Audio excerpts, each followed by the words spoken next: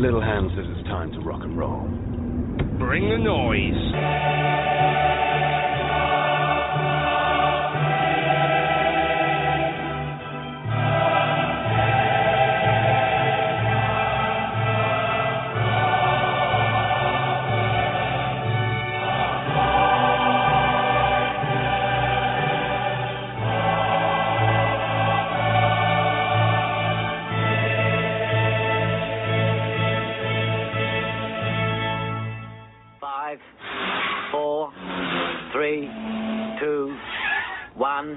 Go. Good evening, folks, and welcome to the Etims podcast. My name is Desmond, and I'm glad to say this impromptu podcast has been called for by Hector Bandido. Good evening, Hector. Good evening, everyone. Thanks for joining us. He's sounding very morose there. Ralph Malf is currently joining us from the office, as I can see him driving. Welcome, Ralph. How you doing? You all right? Thanks very much. And of course, the man across the water, Monty Burns. Good evening, stroke afternoon, Monty.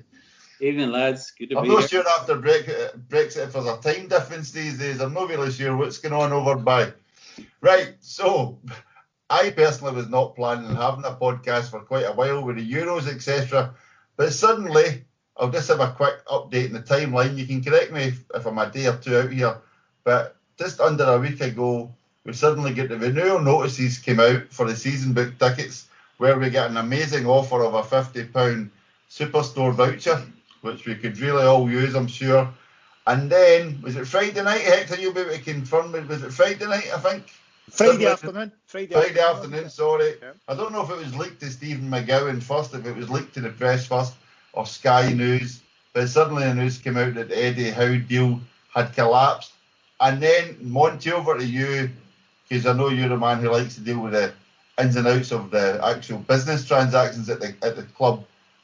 The club actually the club actually made a statement to say we are no longer talking to Eddie Howe. They never made a statement to say they were talking to Eddie Howe, so why did they do that, Monty? There's no other word for that other than fucking either incompetence. No, let's just stick with incompetence. Right. You've just reminded me there. Sorry, folks.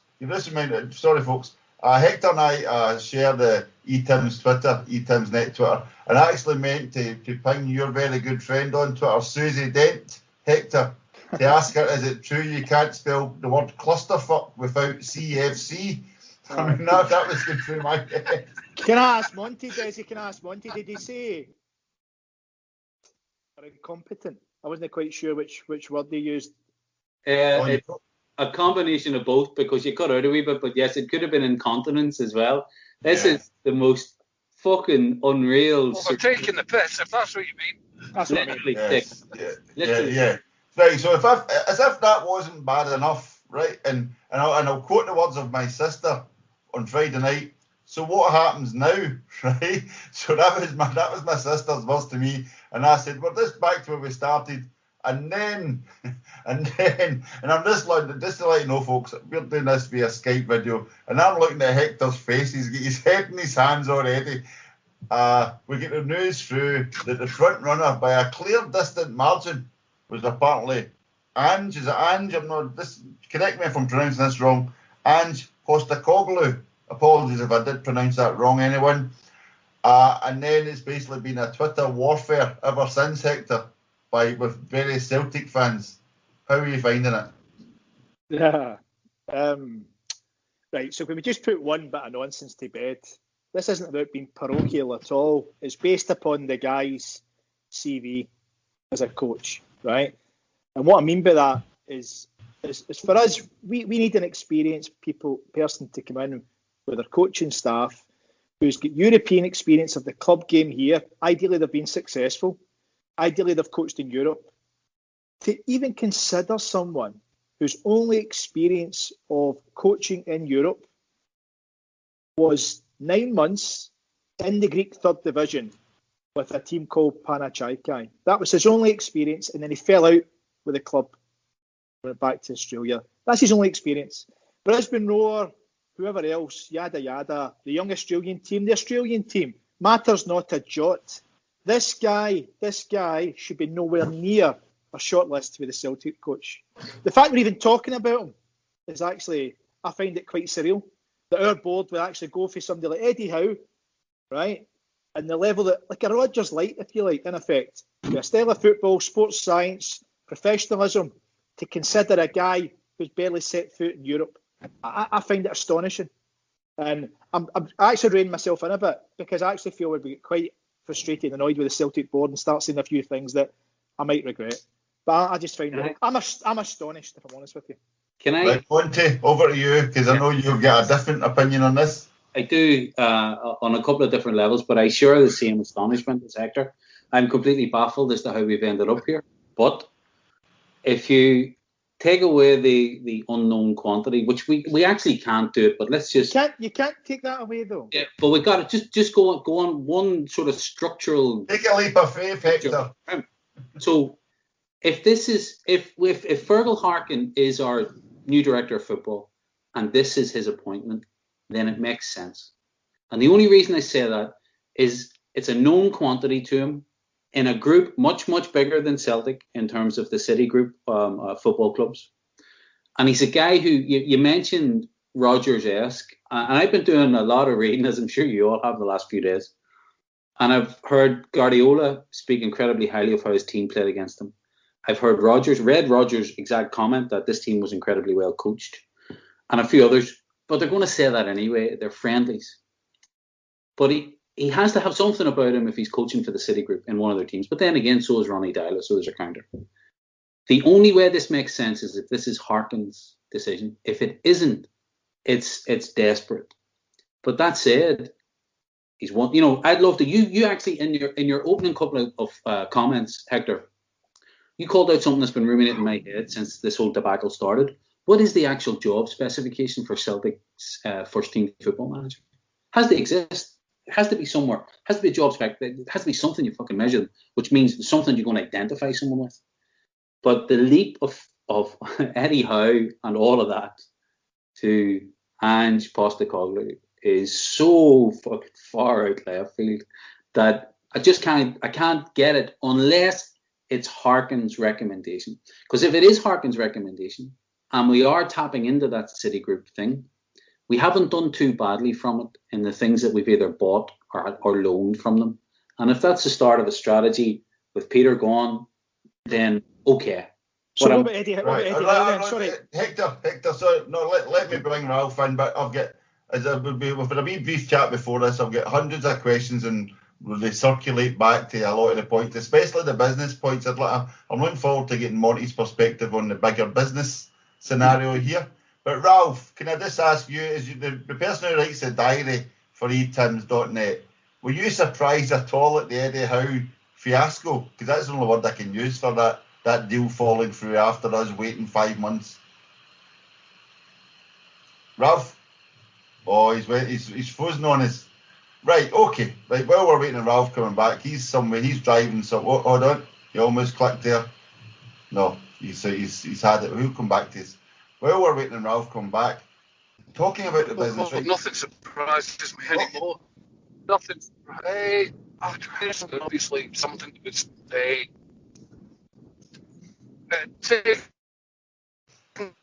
Right, Ralph, you're garbled. Try even pulling over and letting us know when you're back on. Right, I'll come back to you then, Monty. From a business perspective. I'm dropping out. Wait till I get over this. Right, Monty. My first question I've got in my question list here is: are we fucked financially? I don't think. Is that the truth behind the scenes here?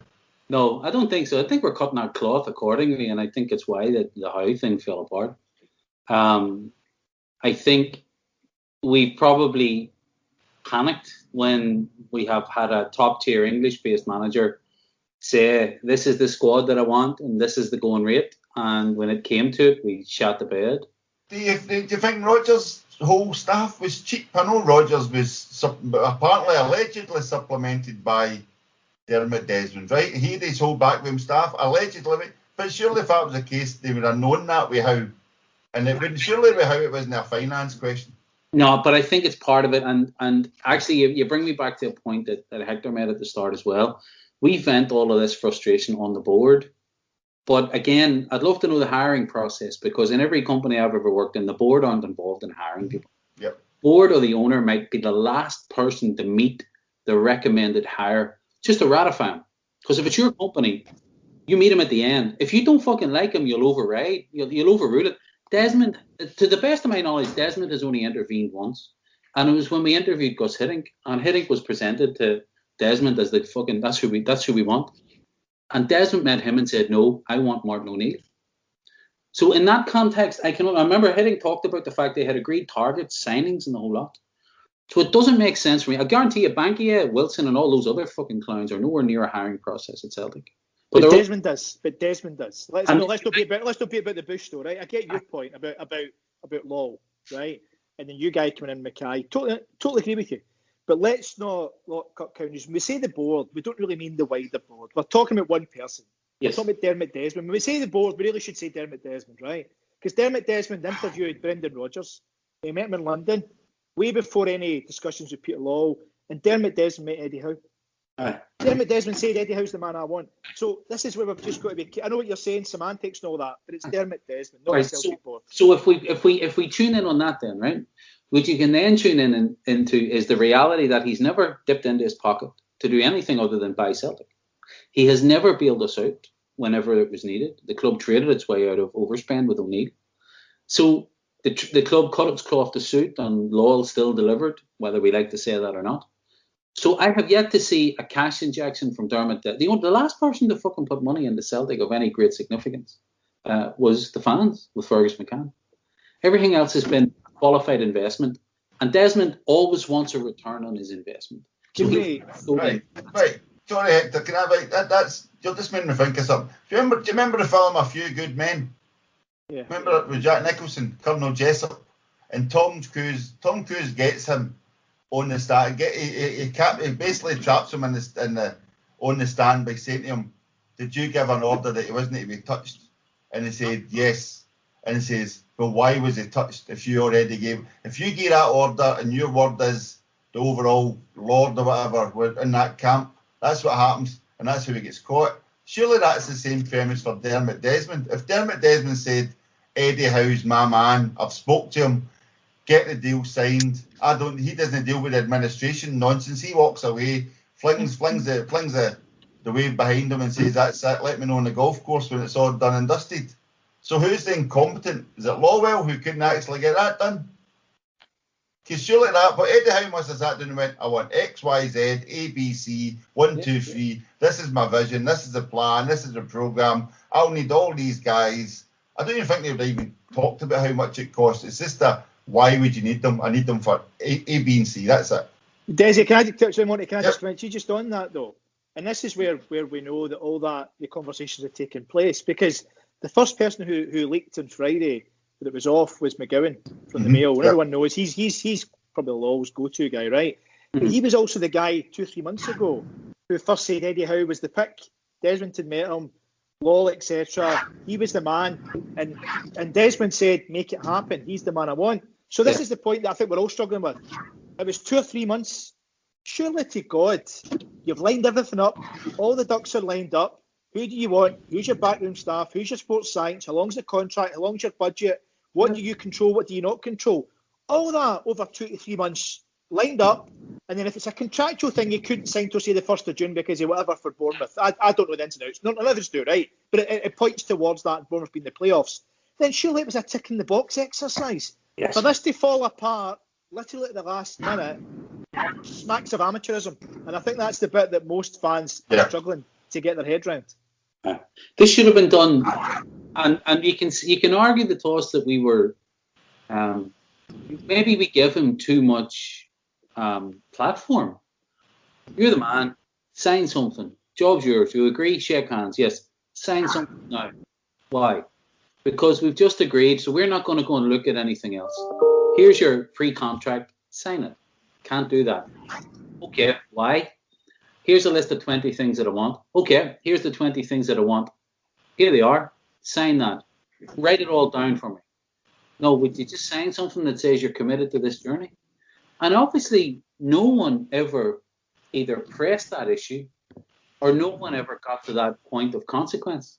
Right, so that's a good point, because a good way of putting it, because a lot of the Twitter defenders, and I'm just waiting for Hector to smash his screen, because he's been having a lovely back and forth with him for the last 40 hours. But a lot of the Twitter defenders are basically giving it, oh, but you've got to look at the great job Lawwell's did. We're getting back to the old, let's go back 10 years, etc., etc. And you think, well, if you're that fucking good, how have you managed to balls this up? How could you possibly get into a negotiation that takes so long? And there's no memorandum of understanding signed. There's no, like, we've all worked as contractors. We've all worked in businesses and had to plan ahead in 6 months contracts ahead. We should actually be aware that it takes two people or two sides to sign a contract. And Celtic were quite happy to bring him in. Celtic bent over for this guy and gave him 3 months to make his mind up. And yet not one person has said or put any questions to Eddie Howe, why did you change your mind? Why are we naturally assuming it's Celtic's fault, apart from the track record? Why are we also assuming that Celtic had this guy lined up for months? I know this is what I'm kind of came back to this whole Dermot Desmond said that this is the guy I wanted, get the deal done. Is it a John McGinn scenario? Did Peter Lawwell sit in his hands and no commit the club until it was the last minute? No, that's the idea. I think sometimes when you're trying to get somebody to work for you, you maybe bend over a little bit too much to what they want. And it's entirely possible, I've no evidence for this, entirely possible that we just get fed up listening to this guy, putting us off and asking this and, well, I can't do that. It didn't seem, from day one, he didn't seem committed enough for me. And I think we've dodged a bullet with him, to be honest. How can we say that? How can we say that he wasn't committed enough? How does anybody other managers that have taken the job. He's never even spoken publicly, and you might be right. It might all be conjecture, but he's never spoken publicly of coming to Celtic. He's never said, "I would love to be at Celtic." He's never even mentioned us. Yet, for some reason, we were hanging on for this guy. That damn Celtic mourn that does Eddie Howe, Ralph. He kept his confidentiality side. Celtic were quite happy for the fans to run away with the pipe dream of Eddie Howe as a done deal, etc. That we're going to announce it, and then we started getting all this. Yeah, he may be on gardening leave and he may have £1 million bonus, but he can't. Or this sort of nonsense. You're kind of going. The worst thing this guy did as a manager was get Bournemouth relegated, and yet we're waiting 3 months to see if he'll come to us. We're not going to review the Eddie Howe CV. Sorry, Hector, because we're going to move on to Orange in a minute. But Ralph's point there, this is what bugs the fuck out of me, if I'm honest with you. Right? Suddenly Eddie Howe's shite. Yeah. Seriously, folk, Eddie Howe's always been shite. No, here we go, right? This is just the pish for having to listen to a lot of the online community, right? Because he didn't end up at Celtic. So suddenly he's shite. Behave, right? The guy ticks so many more boxes than this Australian guy. That's embarrassing to even be talking like that, is my opinion. And I'm not going to shut up. Well, to be fair, they both get the same level of European competition experience. Eddie Howe's never. Okay, no, that's a very good point. I can see what the fuss was about him. Can we? Sorry, Desi. Can I just pick up on something that Ralph said, because it's actually very interesting, and it's on the note as to why we're arguing among ourselves, and I'm sure the rest of the fan base. We don't know what the criteria is for Celtic to identify managerial candidates.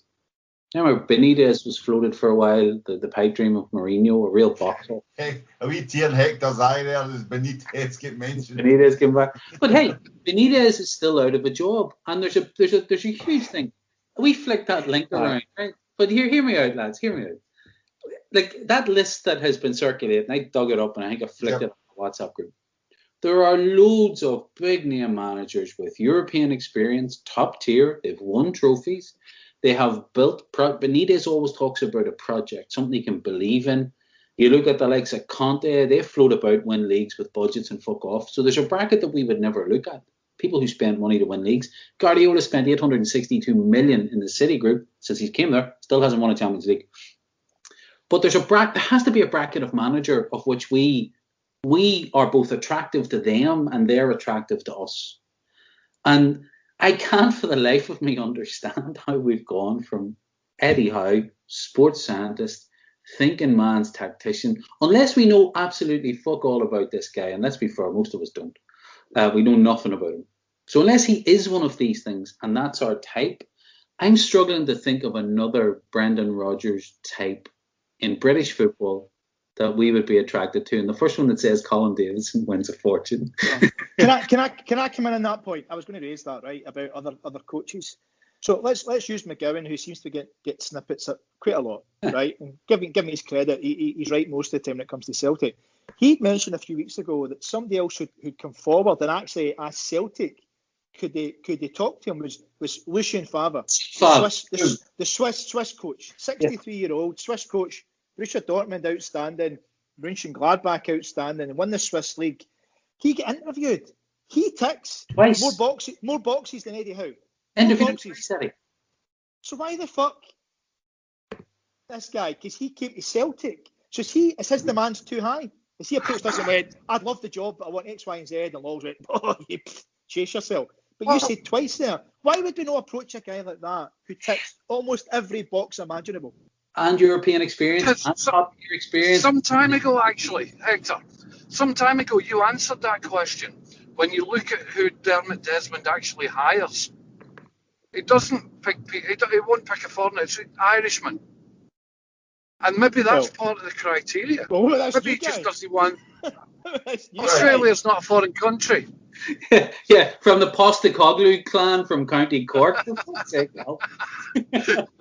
I think we can rule that out. Right, Mike, right, Monty, you mentioned earlier on, but it was talking about, like, was it Macerena? Which the Italian guy was at Man City before? Mancini. Mancini. No, the under-23 coach. Oh, Maresca. The youth development coach. But he's away to Parma or whatever now. Yes. So but again, that was that article Hector shared on Twitter today, and that had mentioned if we'd assigned him, we'd have been thinking, no, he's a new up and coming guy.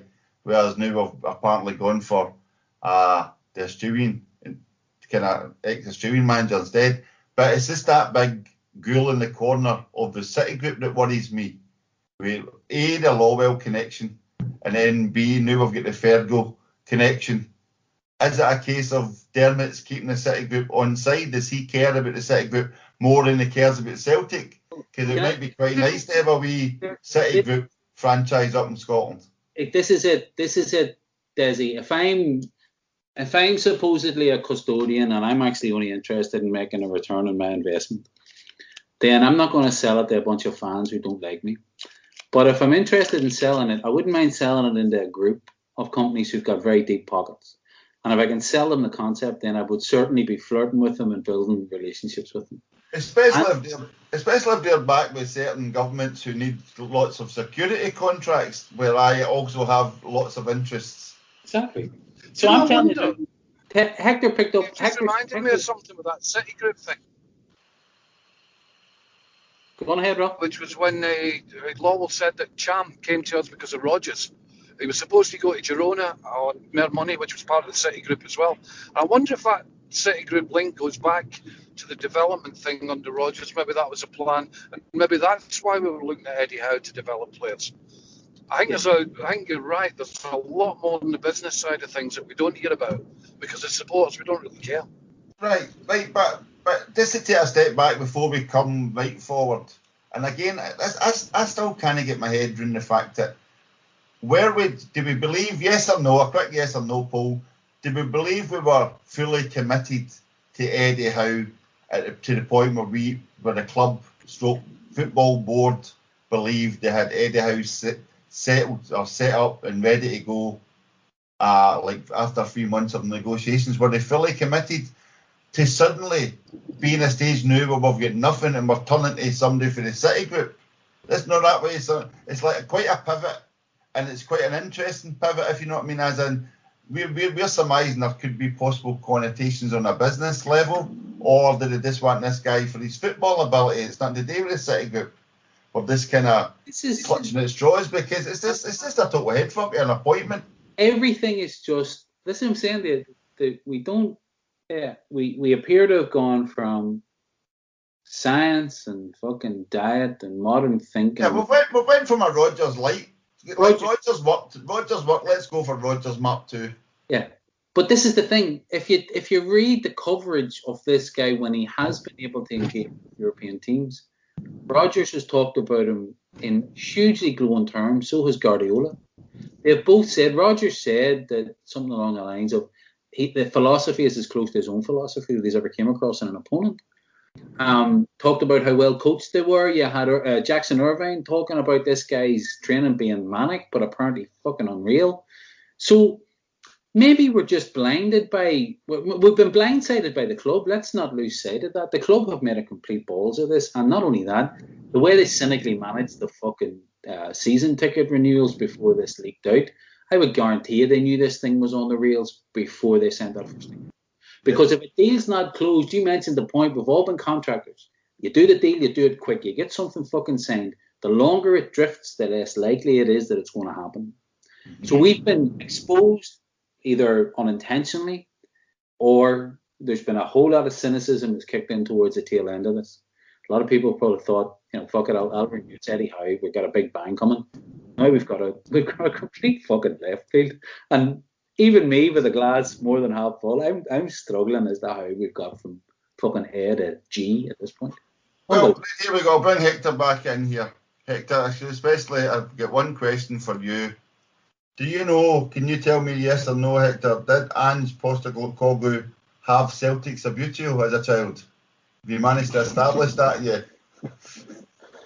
Oh, fuck. I'm honest with you, I'm scudding. Right, okay, right. No, that was my question. That was just my fun question. This is my real question. At which stage of the Kubler-Ross denial or grief stage are you? Are you in denial, anger, bargaining, depression, acceptance? I think all of them. No, I think Friday night it was. No, Eddie Howe can't have failed. No, after this time, and now I think we're both still in anger. But a lot of Celtic fans seem to be already in the bargaining stage. I haven't done this much bargaining since my teas at the local disco. You have used a lot of ifs over the last 24 hours, Monty. To be honest. You have used that if quite a lot. If this is Fergal Harkin, and if this guy gets to put his seal on this team, and if he gets his signings, and if everybody gets a buy-in. See the bit that I really. This is the bit that I really struggle with when it comes to. Let's talk about the Celtic board, right, for a second, and the ins and outs. We can all second guess. We get snippets, McGowan and others, right? So you can work out certain things, and history tells you a lot about the Celtic board. Right, to know how they function or dysfunction at times, right? But where I really struggle, the one thing the Celtic board's driven by is the balance sheet. They are the kings of the balance sheet. They're actually, I'm not going to get to fucking old Monty territory here, but their obsession is balance sheet, rightly or wrongly in my opinion. A bunch of accountants run the club's never a good thing. However, that's what it is. This is about that. I'm getting to my point here. The winners of the SPL next year go straight into the Champions League, straight in. There's no qualifying games. So it means that you've got the whole summer. You probably go to a tour of America, Japan, Australia, whatever, probably earn about another £5 to £10 million. And you're guaranteed £40 million profit. Yeah. No money that takes you 20 million to get 40 profit. So you're talking the best part of £50 million. If you win the league next year, £50 million. And that's where I find it astonishing. I look at our board and look at risk management, and I'm saying to myself, wait a fucking minute here. You probably get next season and the season after both guaranteed Champions League. There's the best part of £100 million for you, right? Why on earth would you consider a risky appointment at this important time in Celtic's transition away from that 9-10 in a row thing into the future years? In particular, because if we don't get that club across the city, who again financially, God knows where they are, it gives them a lifeline again. And in my wee brain, I struggle with things that just look as if it's common sense staring you straight in the face. And that's what I don't get. Why even consider such a high-risk appointment when it's the last thing you should be doing right now? So can I throw a couple of questions at you to counter it, but not counter it negatively, because I don't disagree by and large. How much would you be prepared to punt this year to build a 1-year project to win the league, how much do you think we should be prepared to put on the table stakes? First question, how much would we need to spend, management team, backroom staff, and players, to give us a better than 50-50 chance of winning? But it depends who the coach is. Right, so just give me a round number. Just give me a round number. Sorry, in terms of how much money do I think is required to rebuild how much do you think Celtic should stand up in table stakes for this is a one-off. You get it right, 40 million in the bank. Get it wrong, you've just lost. You went black and it turned up red. No, but here's the thing, right? I can answer that, but I'm going to just qualify it. But Edouard's going to be leaving this summer. So there's the best part, I'm guessing, 15-20 million pound. Right? Okay. So that automatically goes to the next manager. Right? Ayer possibly goes. Christie possibly goes. There's 30 million. So in effect, you're almost funding that plus say 5-10 million. Right. The new manager. Right. So that's 40 million. And the reason why I'm asking this, by the way, I agree with you. I think we should be a lot more risk prone, a lot less risk averse. That's 40 million for argument's sake. 30 to 40 million for argument's sake. That's 2/3 of Celtic's turnover. But most of it funded by sales, though. But qualifying it. It's not keep who we've got. It's net new. Yes, I understand. It's not net new money that you're laying down. You've got chips on the table, and you can win a few more chips side to this game. But the thing is, if I'm building a 5 to 10 year strategy, a rebirth of that entire football club, and I'm on that board, I wouldn't be signing off on that level of financial risk. Remember, on the board, as much as we think, and they're Tory cunts and they shouldn't be anywhere near our football club. But on the board, my primary responsibility on the board is fiduciary responsibility, the financial, prudent running and legal running of a PLC. But they don't have a 5 or 10 year strategy. I've said this before in previous podcasts. They are reactive. But they react. If you believe that Mackay and Harkin, because Harkin has to be the key here. Because if we don't hire Harkin, then they are absolute charlatans. We're talking about a guy here who's not even mentioned. Right. Yet. Right. Yeah. Only guessing. Right. No guessing. Can I also ask? I've got this big question, especially for Monty. Who is Fergal Harkin? What is his job? Pathway manager at Man City? No. Harkin's role has been effectively to manage the City Group's assets when they're not getting a game and get them to other clubs. So if you're looking for someone who's got insight into European football, but not only that, has been doing deals, has got financial insights for a better quality of player than we can get our hands on in Scotland, then Harkin's your guy. Has he been a director? No. So you've got Mackay has never been a CEO in football. He is now. You've got a guy who's been promoted up into a director of football role where he's been performing effectively a resource and asset management role. We believe. If he gets If this is it has to be the other secret of Fatima, because if it's not, Hector, you are a complete fucking. And you opened the envelope, and lo and behold, it was Eddie Howe says no. Exactly. But you see my logic. It makes sense if he's the key. If he's not the key, it's just desperate. I think the logic is it sounds like we need miracles, and I think you're probably we need that other secret of Fatima quickly. Snookers, me some Snookers. Oh, but it's this mental how we've got to this stage where again. We're all just kind of saying the board have made a mess of this. But if they were happy with Eddie Howe and the whatever project or whatever they were planning on doing to get into the Champions League direct, to win the league back, then it all, to my mind at least, points to Eddie Howe changing his mind. Because we never looked at MDLs, we never interviewed MDLs during that period. And I think, as much as I don't want to defend the board, I can't really see that they're entirely to blame here. I'll say, Ralph, I don't even think, other than Desmond, sorry. You would think there's so much at stake. They've run a company through a pandemic. It's quite successful. Even if you could accuse them of fleecing the fans or whatever, there's still money in the bank. They're still doing well. I can't see that they would just pin everything on Ralph. Well, I can't see that they've done this deliberately. Right, Ralph, can I Ralph, hold on, can't Hector. see that. Sorry, Hector, wait one second. That's neglect. Right, aye, but Ralph, can you tell me at any point when you've been impressed with the board signings as a manager? The board signings, no Dermot Desmond getting upset at Hampden and going and getting Brendan Rodgers.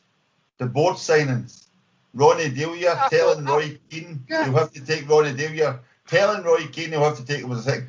Neil Lennon twice. And then Dyler put in place. Dyler put in place the sports science. Dyler put in place the fitness. Dyler put in place the formation that we're still playing. But Rodgers gets all the credit for it. Again, just because you've not heard of somebody doesn't mean they're no good. Oh, fucking hell. When he was a player, right? When he was a player, the biggest, and I'm going to go back to Ange now. When he was a player, the biggest influence on him, the guy that moulded the way he thinks about football, the way he plays football, and undoubtedly the way he manages in football, was French Puskas. Right? You don't get a bigger name than that in world football. You say this? What you do? Ange. Probably yeah. His biggest influence was Puskas. Was he watching Betamax videos? Where would you make your sports science? No, he was his manager in Melbourne. Can I just say, Hector, your Stephen Hawking's impersonations here are really quite disturbing. He's leaning on the couch, but he's blurred his background. So he's broke Hector. He's hovering in mid-air. Ralph's sucking the life out of me. He's sucking the life out of me, but he just makes things up. Ronnie Dyler was a fucking shadow of Brendan Rodgers, and you're trying to Dyler credit. Whether he does it at Celtic or whether he does it somewhere else, this guy's going to make a name for himself if he hasn't already done as a manager. Hey, it's as simple as that. And if we get first dibs, we should take it. We've took a lot of lads. We've been through a ton of fucking bizarre things in our individual lives and in our Celtic supporting lives. But I never thought that a manager whose last trick in the Premier League was to get relegated would turn this podcast into a version of the fucking Bears in the Big Three. We've just lost the plot. We've got a chance to get them. Right. So again, right. So Ralph is going through anger, denial, anger, bargaining. He's now into acceptance by the sounds of it. What are you talking about? I'm looking forward to it. You're right on board because you'll be working. You're not even have time to watch the games because you'll be working. The rest of us will have to suffer. Well, that's the point. This is what you're all forgetting. Last season didn't count anyway because there were no fans there. Football without fans is nothing. It doesn't look like we're going to be there next season either. He's the board's so it fucking doesn't wet count. dream. Give the guy Honestly. 12 months to get in, ready then. That wee group of Celtic fans, honestly, fuck. The He board took just your Australia. wages, you still fucking back them. He took Australia to World Cups. He won. He I won love that the somebody Asian Cup. said to One me, thing. he did really well in the World Anybody Cup. that says it doesn't only count. get beaten narrowly. And we're praising a guy for getting beaten. Now that's basically the level that we're looking at as for a manager, somebody who get beat well. Desi, I unintentionally fucking muted Ralph. Could you Well, bring him back? No, that's fine. You carry on, mate. You get full Jesus, man. You feel free. I can't unmute him. I don't know what the fuck I did. Hold on. Is it still right? No, hold on. No, keep him fucking muted, please. No, I can't remember. Sorry, we've lost Ralph. We'll have to. Fuck. Right, let's get a sensible conversation now. Right, so okay. So Monty's kind of bought in a little bit more into the information for this guy rather than for the guy himself.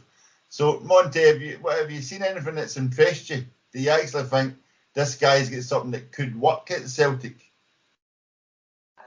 I think the style of football that people have referred to, and genuinely, I've been reading as much as I can about the guy because it's just completely caught me off guard like everyone else.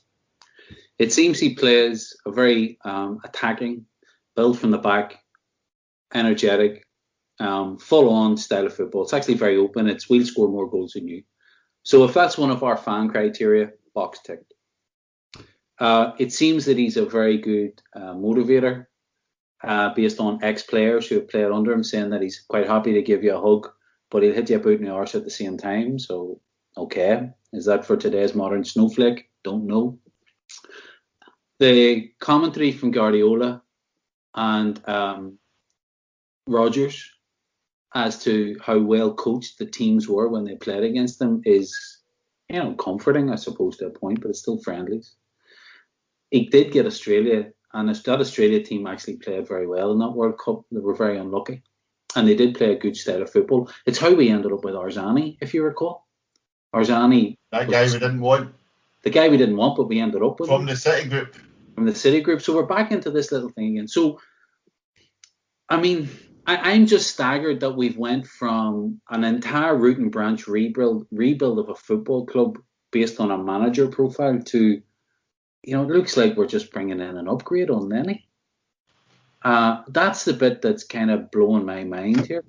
I'm hoping that he has backroom staff. I've read that there's a couple of guys he takes with him or did, and one of them resigned on Saturday from a job that he had as a head coach.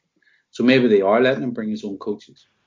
Well, I was actually wondering how many first-class tickets will be part of the contract to fly back and forth to Australia. I don't mean that in a xenophobic way whatsoever. Again, the guy's coming halfway around the world. He's going to want to pop back home now and again. You know what I mean? I read an interview. I read one that he gave on his own sort of inputs into football, and he talked about how he just lives and breathes it. Another Rodgers kind of freak.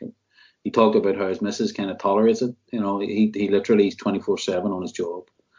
But it's just, I'm fucking 24/7 on my job. I'm not going to get to be the fucking CEO of ExxonMobil anytime soon. It just doesn't feel like it's the right match. And I'm just, fuck it, if he gets the job, we'll back him to the hill. But I just think, oh, wow. In left field, there's left field and then there's this. It's just fucking crazy. Okay, right. So I'm going to bring Hector in because he's been sitting with a face like thunder here. Hector, do you see anything positive, anything you could clutch at to say, maybe, just maybe? Or is that a case of, fuck me? No, fuck me. He should be nowhere near the club. He should be nowhere near anything to do with Celtic, right? And the thing that grinds my gears, we talked about the board there, Ralph was talking about the board and stuff like that, right? This is the same board who for the past 9 months have been appalling.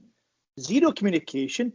They kept Lennon in place for fucking months, way beyond they should have been.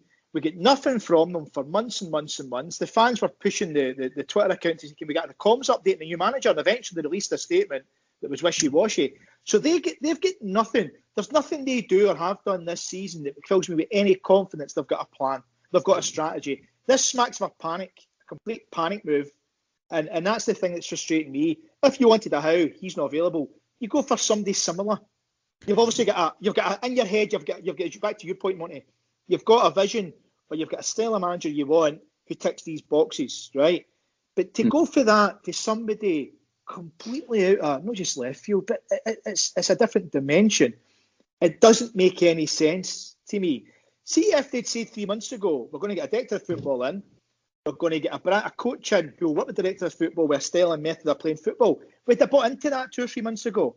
But the fact that wasn't their plan. Their plan was Eddie Howe. They put all their eggs in one basket with him. And now what's happened. We don't really know the full story. And they've panicked.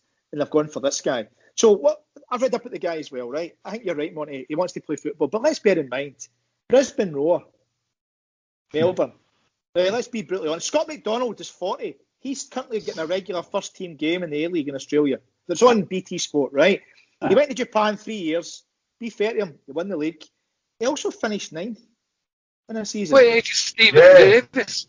Yeah, but also, did you not see that today? The analytics, the XG, actually, they had them inferred if you take on certain analytics. And I thought Hector's going to be raging when I picked that up. That's so fucking mad. That's like we won 10 in a row if you take out goals conceded from corners. Exactly, honestly. It's fucking mental. He's no experience. My other big, sorry, I promise you on this one, right? My other big fear with the guy, right, is this. He's never, one, really worked in Europe, but 2, the Glasgow Goldfish Bowl. And listen, this isn't just us trying to build it up to something. This is people outside coming here and they go, fuck me. This guy doesn't go off to a good start. He is going to get fucking eaten alive.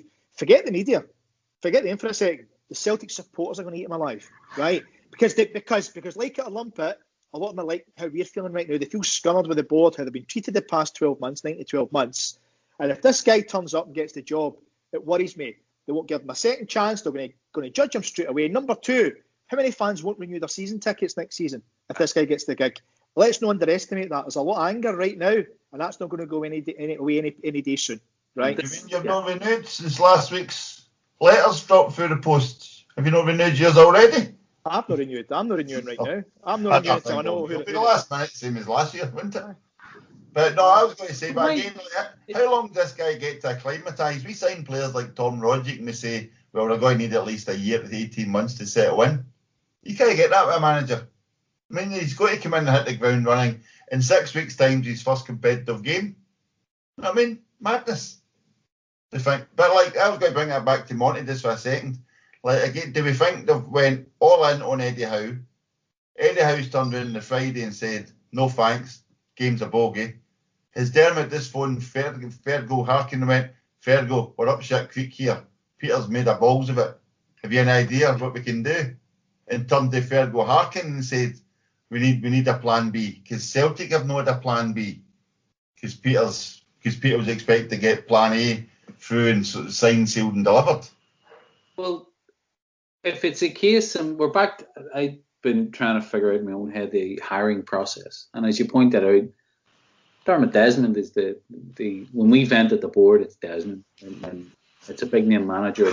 You know, when it was Ronnie Dyla, it was Peter. You know, when it was Lennon, it was Peter, albeit we're told Desmond gave Lennon the job in the showers at Hampton 2 years ago. It sounds like the deal has fallen apart and it's legitimately no one's fault. That Peter and Dominic Mackay have gone and done what they were instructed to do by Dermot Desmond. And it sounds like Dermot Desmond didn't have a plan B. So if he's the focal point of the fulcrum, and this is I can't fucking believe for a second by the way that he is. I really don't. Unless football is just this complete outlier of madness in its own, it's just a fucking game. And it could well be. I read a brilliant look at Chelsea. Look at Chelsea, Abramovich. Aye. Frank, he sacked Frank Lampard. He just brought this guy in. Aye, but Abramovich is a hands-on. Abramovich is actually, if I'm not mistaken. Aye, Abramovich has written off £250 million or whatever, isn't it? At least it's hundreds of millions he's lost on Chelsea. But you sparked me on another thing there as well. That you've got a functional fucking thing. I read a brilliant article actually about Peter Lawwell's involvement in trying to remove organised crime money from professional football in Scotland. Fucking really deep, murky stuff. That apparently there's an agent who had, allegedly, seen it in all the papers and all that stuff. So we've got a whole sea of an industry that could well be just a fucking mess, right? So I can't understand for the life of me why a billionaire is the HR manager doing that. I can't understand for the life of me then why the fuck there's a CEO and a director who aren't involved in the hiring. So for me, Desmond wanted Howe said yes. The lads couldn't close a deal. Something happened. Nobody gets fucking hammered about it. We move on. And Desmond went, you know what, lads? You got your director of football and you guys go figure it out. There's nobody else I know that I'm too busy. I'm on the 17th hole. Fuck off. Desi, can I ask you a question? Right? Yes. For you and Ralph, a question, right? And Ralph's on deliveries. Right, a question for you, right? Is Peter Law is officially still in place, I think, until is it the 30th of June or 1st of July, something like that, right? Yep. Question for you. We've talked about business before, right? But normally when a chief exec is known to be leaving, right? Usually it's 6 months notice, sometimes 3 months, sometimes 6 months, right? Whatever, right? They get the new replacement in. Dominic Mackay comes in, starts a little bit earlier, middle of April. There's a transition period. But then what invariably happens is that the person who's leaving goes on to gardening leave. Right? Can you understand why Peter Lawwell's actually still involved in negotiations with the future head coach of Celtic? Well, it's staggering the amount of people who are saying Peter Lawwell isn't actually going anywhere. He's just stepping away from the CEO role, but he'll still be at Celtic. And B, the people are saying he's still doing a great job and we need him still to be at Celtic. I mean, like, you're paying crazy money for this guy who did a great job at Scottish Rugby to come in, how long did it take to do that handover? I know it's a big role, but they've had months, so they've got to. And that, again, what did they say about Mackay? If Mackay's willing to let Lawwell stay there, then that totally undermines his standing straight away. He's got to get Lawwell removed. It's still kind of the old Game of Thrones rule, isn't it? You've got to make sure you clear the decks of all fucking anything previous. So I just don't get it. I think we've got a billionaire landlord, absentee landlord, who doesn't actually put his money in put his hand in his pocket. We've got a CEO who can't get a fucking simple managerial deal done for a guy who was out of work for a year. I mean, it's just I just can't believe that Eddie Howe couldn't get signed. And see all this oil promised to come in July the 1st. No, that's utter shite. We've been through it already. That could have quite easily been sorted. Every member of staff could have been sorted, regardless. I'm sure Eddie Howe's got other options regarding staff. It makes no sense. But back to my question to you, and I want you want to come in and Richie as well, is that Law, even for months, his official duty finishing in 4 weeks' time, right? Can you still understand why the club have not said, well, look, Mackay knows he's a Scottish guy. Okay, it was rugby, but he knows football, knows the sport, knows the game, knows the industry, sporting industry. Why Law's still involved right now? Why he's not been saying, thank you for everything, Peter, your pension's safe, here's a month's gardening leave, away you go and sit down and enjoy yourself, especially after recent events, what happened at his house, right? Can you understand why he's still involved in negotiations with people who are going to be the future of the club? Right, there's one big grey elephant, stroke kind of bluish elephant in the room regarding that context, and that's us back to the City Group where Lawwell's son works. You know what I mean? Head of scouting at Man City, and again it's another connection, and again it's like Lawwell's a guy who used to bring in players for the City Group, not the Celtic manager. So it's like kind of like, come on, we've got to cut all the ties, or is it a case of diplomacy? Let's keep some ties.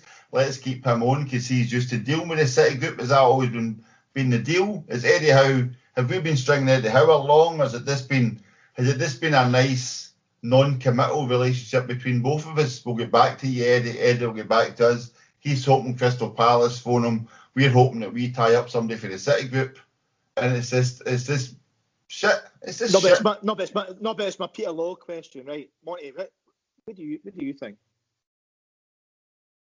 I think that on a business level, it makes perfect sense for us to be aligned with something like the City Group, because we can never afford the players that they can afford, and we can certainly benefit from.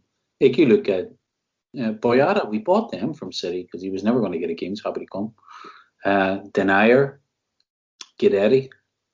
Arzani could have been something when he got injured in his first one. So from the point of view of... No, but sorry.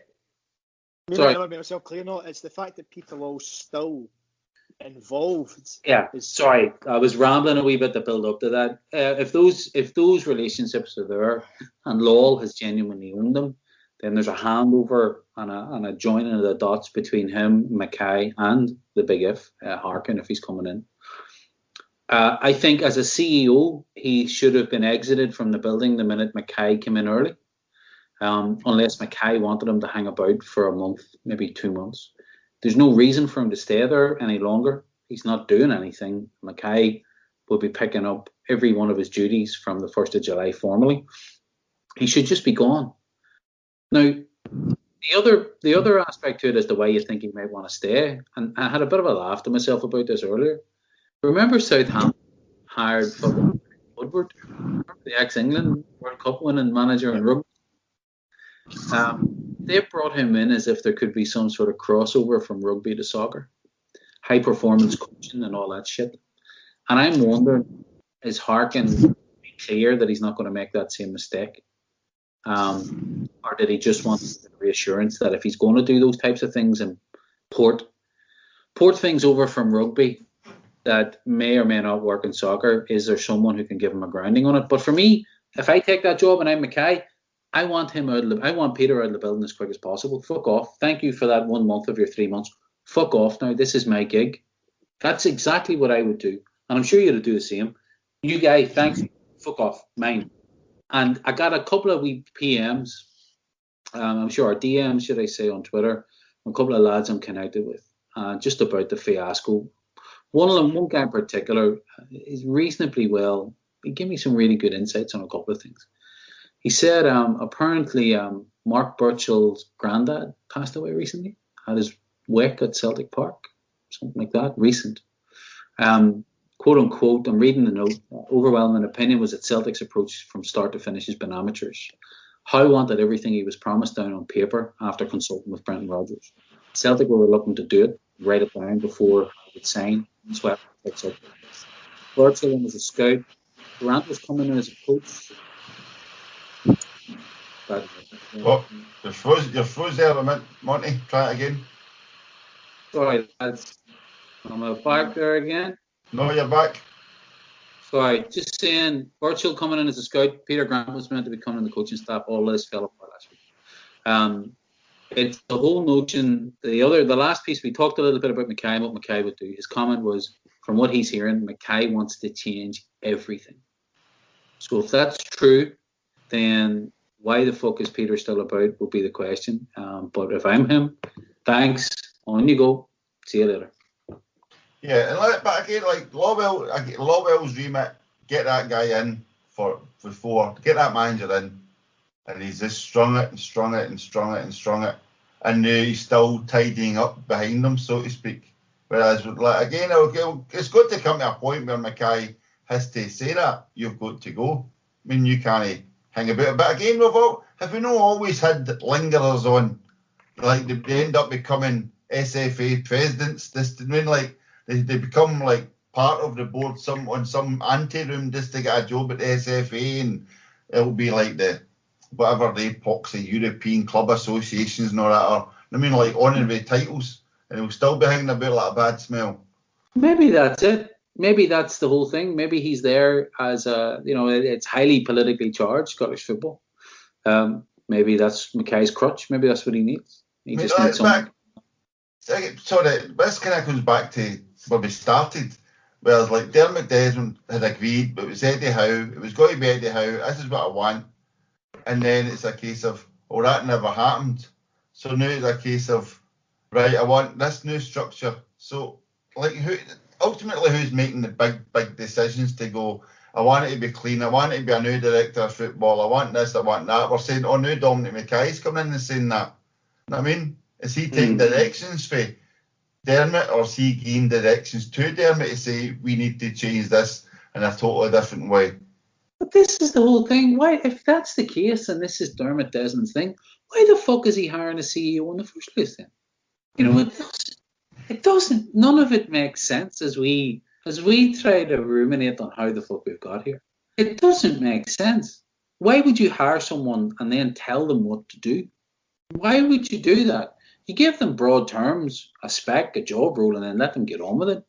So I'm not sure that we just have Desmond's role in this over amplified. Maybe he is the guy who identifies the manager, leaves it to the operations guys to get done. In this case, it's fell apart. He's too busy now doing something else. Let the operations guys pull someone in within parameters of it's this type of guy and here's your budgets and off you go. I can't see that the guy's hands on. Right. Here's a question for you, Hector. Right, Hector, you're on. Here's a question for you, Hector. For the last season, it's literally been a case of no one really knows what's going on, right? We've had podcasting going, what's happening with the players, what's happening with tactics, what's happening with management, and it's gradually evolved to where we are now. At which point do you think the season starts in 6 weeks or whatever, realistically 6 to 8 weeks? At which point do you think people will say, we all know what's going on?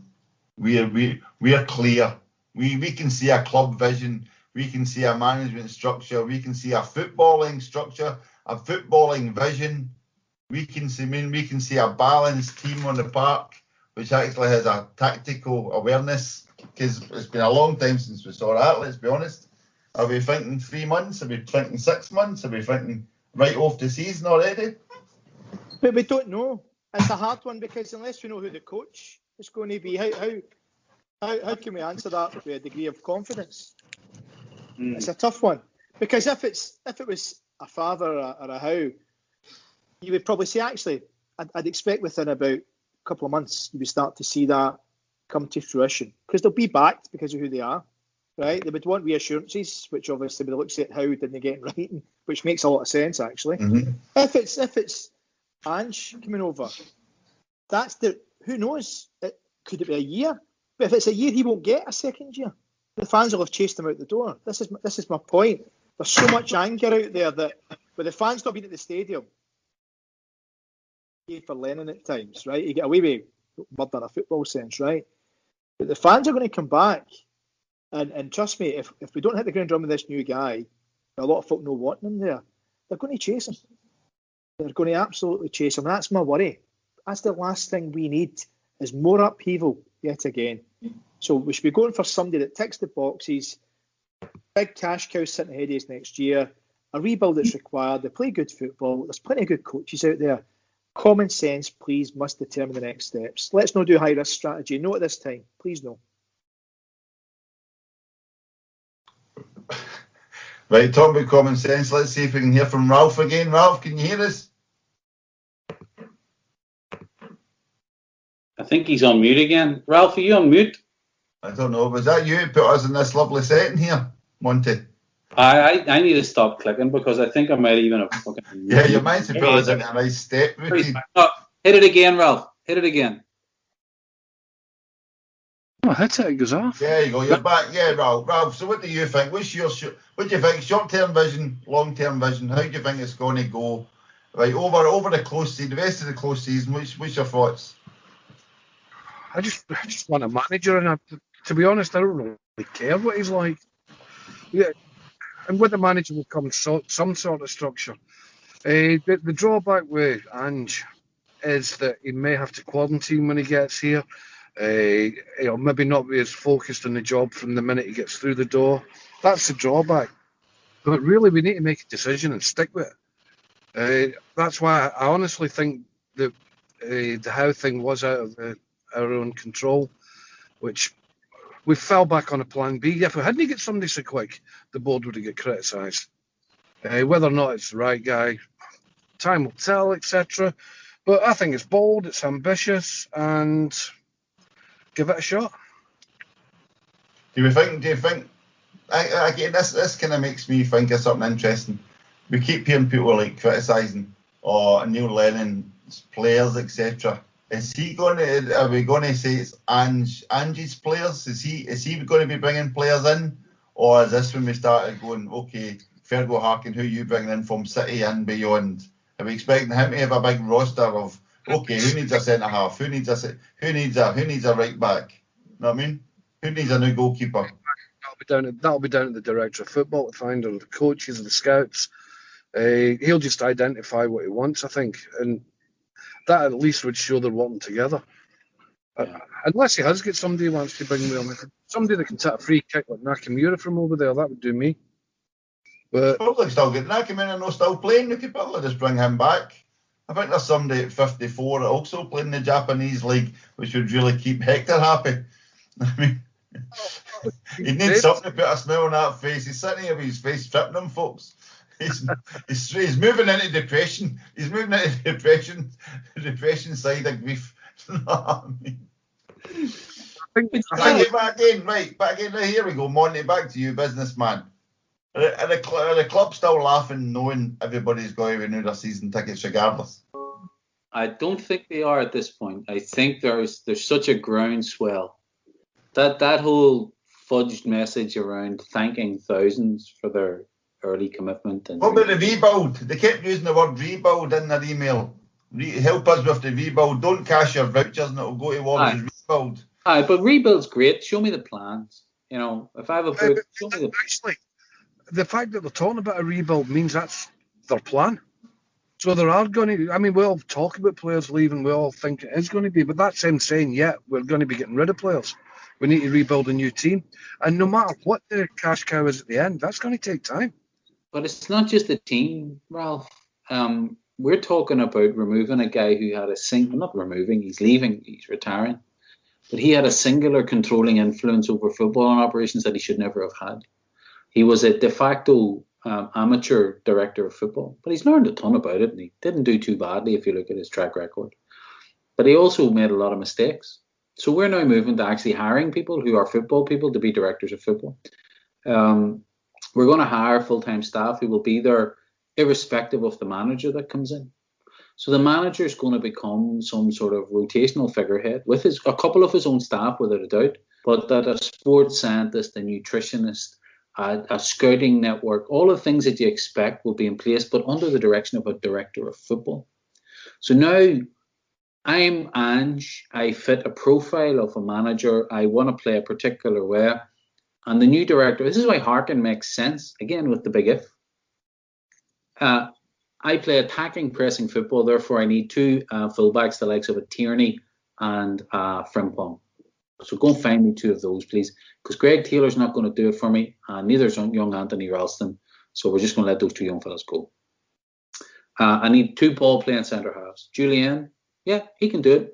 Get me another two, please, because Julian's injury-prone, but ball-playing centre-halves. Jack Hendry's coming back. Yeah, he can play. He seemed to have a good season in Belgium, which is a higher standard in Scotland. I'll keep him. And then you start building your way up through that spine and nucleus of a team. I need wingers. Fuck me, if you'd have been here 2 years ago, we had 140 of them. Now we've none, apart from James Forrest. Maggie Johnson, too injury prone. Get me two of those. And you move on the basis that you have a structure and something that will endure after the manager leaves. Because the next manager that comes in is going to be cut from the same cloth. Develop players, play attacking football. And I genuinely, I wonder, can we get it? Do any of you know a reasonably senior or connected enough shareholder who could ask that question from Celtic with authority? Could you provide me with a fucking job specification for the football manager for Celtic's first team? I'd love to see. Here's a question. No, that's a lovely, but that's exactly what I was talking about regards a vision, a football management vision and a kind of tactical awareness, etc. This is how we expect it to work. But if we're just, instead of bringing Eddie Howe and his entourage in, we're bringing Ange and maybe one or two in. Are we happy enough, therefore, to keep John Kennedy and Gavin Strachan? To do what? But to do what? I mean, that's the question. See what Kennedy does last season. It's almost without doubt that he was running the team, and he can't do it. It's as simple as that. Whether or not the players have no respect for him, whether or not he gets ideas across to them. I think he's had a good job. But is it easier for Celtic just to keep them on than then have they sack them and then go and get new guys to fit in with either Fergal brings guys in or whatever? Is he going to bring guys for the City group? Again, more upheaval, or is it easier just to go with what you have, a bit of familiarity for the players and management combined? Well, that's the idea. And then the fans are scunnered. Again, I've not seen anybody say they'd like to see John Kennedy and Gavin Strachan remain. I think everybody sees that as part of the kind of overlying legacy of the shitey season that we've just had. But is that not also because none of us actually understand what either of the two of them do? So if I'm coming in... The players? Maybe they do, maybe the players don't. So worry. If I'm coming in to be accountable for Celtic's first team, I want my own staff with me, and I don't give a fuck if John calls himself the king of the jungle. Out you go, John. You're not the first team coach anymore. That's Peter and the HR department's problem. Dominic's problem now. You're gone. But sorry, I'm coming. If you want me to take this gig, this is the lads that I want with me to make it a success. This is their price. And if you want me that badly, you'll go and get them for me too, because they've said they're going to come with me. And that, if that means that John and Gavin Strachan become unfortunate casualties of it, then yes. Now, if they've got some other rules for John and Gavin somewhere else away from the first team, because I don't want them near the first team anymore. In fact, I want them to fuck out. Same way I want Peter out. If you're going to back yourself, and by the way, Hector mentioned the Goldfish Bowl of Glasgow, and not to overemphasise or over-egg. I've been doing a lot of work with an Australian firm for quite a while now, and we're only half joking about national trades. Those type of guys have a fucking skin thicker than a croc. They have no problem with that, and I think if it is Postecoglou in this job, it won't faze him. In fact, that whole macho thing is fucking right up their street, and every single one of them that I've worked with down there, they're really, really solid guys. They're genuine. They're straight up. You'll know where you stand with them, but they've got a thick skin. Nothing fucking phases them. So I'm hoping, if it is him, that he has those traits as well. But I still can't see it that it is him. But if it is, who's his own people? Let him build his own dynasty. But we've got to give him, and he doesn't have this time. We've got to give him 6 to 12 months to put his own stamp on a team, and he's not going to get it. He's not going to get it. He's not going to get it. No. Right, Hector, I've got a wee point for you here. Is this good news or bad news, or does it not really matter to us given the likely future? France have just been put out under 21 Euros by Netherlands, so Odsonne Edouard can now rest up for the rest of the summer. Or do you think he's phoned his agent before he's even left the showers in classic Peter Lawwell signing talk fashion? He'll be at Leicester, won't he? He'll be at Leicester this summer, won't he? Rodgers will have that tied up. Or even an Arsenal, to be fair. Could seem something well like that. But is it Jamie Vardy that's their main striker? Who? Leicester. Is it Jamie Vardy? Jamie Vardy and isn't it? Who's our boy? Nigerian boy. When Rodgers brought in Edouard, it was to play behind Dembele, not to replace him. Maybe that's already sorted. That's what he's going to do, is play behind and assist Vardy. Which as long as Callum McGregor can find him for a pass, it should be fine. Yeah. But so no, my question was going to be this to wrap up, saying, and again, thanks folk for listening to this rantathon. Hector, what do you think? Bank holiday weekend. I love how Celtic also Celtic are really going down the PR route of releasing things late at night on a Friday, like classic Rangers mode, but especially on a bank holiday weekend. So the bank holiday is over tonight. Do we expect to wake up to Twitter Fest tomorrow with an announcement to the stock market that we now have a director of football, do you think? And possibly a manager? Well, if you look through big appointments in the past few years, June the 1st has actually been quite a familiar date for many of them. So, probably. Possibly. I was going to say, are you optimistic you'll wake up to an announcement, but I don't know if optimism's a word. No, I think certainly this week. If it's Harkin, then you'd expect this week, because the season's now over, right? Yeah. City, the whole European football's finished. So if the director of football is going to come in, and by the way, director of football should be in before you appoint the coach. Even if it was Eddie Howe, it didn't matter. If Harkin was coming in, he should have been in first to be there with Mackay as part of the introduction of the new first team coach, right? Absolutely. So it must happen this week. That's number one. I'd like to think tomorrow or Wednesday, if it's happening, it's there, and the manager coach joins within a few days after that, because the rebuild, they've got to hit the ground running, right? They've got to get out there, have a list of candidates they want in. You mentioned the positions already, fullback with some wingers as well, centre half. It's a big rebuild here, and they need as much time as possible to do that. The one good bit, we'll get an extra 2 weeks. Doesn't sound like a lot, but where we are now, it actually is a lot. That's the quarantine period. Aye, we've got 2 weeks now more to prepare, because we're in the second round rather than the first round, right? So it's only a wee thing, but there's 2 weeks right now for us. It's a hell of a difference, I would suggest. So yeah, this week, Detective Football must come in this week. There's one other piece on that as well. Again, this don't mean to make the man's legacy a fucking analogy on a smell, but the lingering smell of Peter hanging about the building could be the only thing that would prevent that, because this has to be your gig. If I'm Dominic and I'm the guy introducing Fergal Harkin and the new management team, that's my press conference. You can fuck right off out of the building now, Peter. I don't mean to be rude, but thank you. Go away. Go make tea with Maura down the back there and talk about how great it's been for the last 17 years. So if he's still there and he's still on the books for another month, that could be another factor in delay here, but I just hope you're right. I think you're right on this one. I know I didn't share your optimism on how the last time we got together. There's just something didn't smell right about it, and I don't like being right on it. But no, hopefully this week, and it has to be this week, because any longer we're just inviting.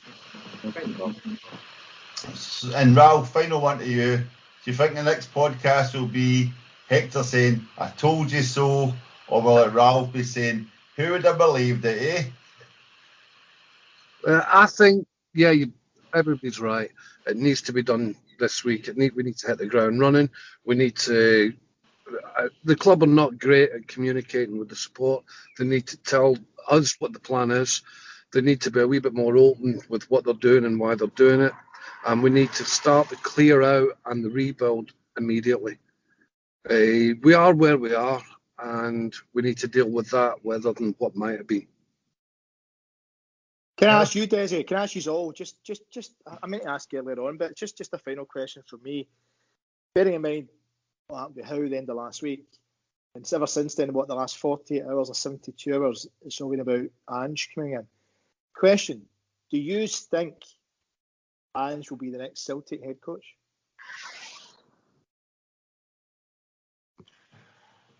Yes, I do. I think it's the fact that it's such an outlier and such a weird one. It's not just a random rumour. He seems to be, as Monty alludes to, he's second in command's kind of just left a role, or there's not been any talk about no, I am not in talks with Celtic, if you know what I mean. There's been no flat denials, and I am only interested in my next blah blah blah. So I think he will be. But also, I was just about to ask, before you ask the rest of the guys, do you think, I'll ask a quick one to you, Hector, do you think Ange will be in at Celtic Park before possibly Steven Gerrard leaves Ibrox? Given the fact that he's rumoured again with Wolves today. No, he'll want a shot at the Champions League. Do you think so? Absolutely. Over the English Premiership? He's got bags of self-confidence, rightly or wrongly, and he'll want that shot at the Champions League. Okay, back to you then, Monty. Gerrard in Europe. So Ange, Monty, do you think Ange will be the next Celtic head coach? Yeah. Desi kind of summed up exactly what I would have said. It's too far out of left field with no denials for it not to have substance, and it has to. My only hope is that it fits into that bigger structural picture, because then it makes sense. If it isn't, and this is just another, Peter's young fella pulling a favour, and then it's just desperate. And I wish him all the best if he gets the job. I really, really do. Back him to the hilt. But wow, total fucking left field. Total. Ralph? Yeah, I think for it to come from nowhere for him, because don't forget he's in a job at the minute, isn't he? He would have had to, if he was staying there, he would have had to deny it. Yeah, if he's just had his name put out there, they're doing it for the publicity, because the Australian media certainly want to see an Australian manager in Europe. They're 100% enthusiastic about it, and I think if there was nothing in it, then the Australian media would have spoken to him and he'd have told them no. There's too much of a fanfare about it. He'll be here, whether he's here this week or next week or whatever. I think I don't want to say stuck with him, because having looked and read and watched his interviews, he's definitely got something about him. And he knows he isn't a big name. He's not coming in blind. He knows he's got to win people over. He's a great communicator from what I can gather. He's got the attribute. If he was coming for the English Premier League or even the English Championship, we'd be buzzing. But because he's coming from Australia, we've got that view of non-European football, which is similar to the way the English look at our own game. And I think we should go for it. To hell with it, we've got nothing to lose, because we've got nothing at the moment. Right, but okay, I was just about to wrap up there and say to Hector, does he think this could see a resurgence in Tom Rodgick's Celtic career? But then I also remembered, I meant to bring up earlier on, Monty had been raising the spectre of qualifications, actually.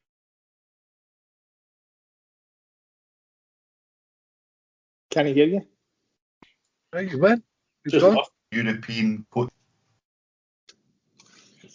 Hello?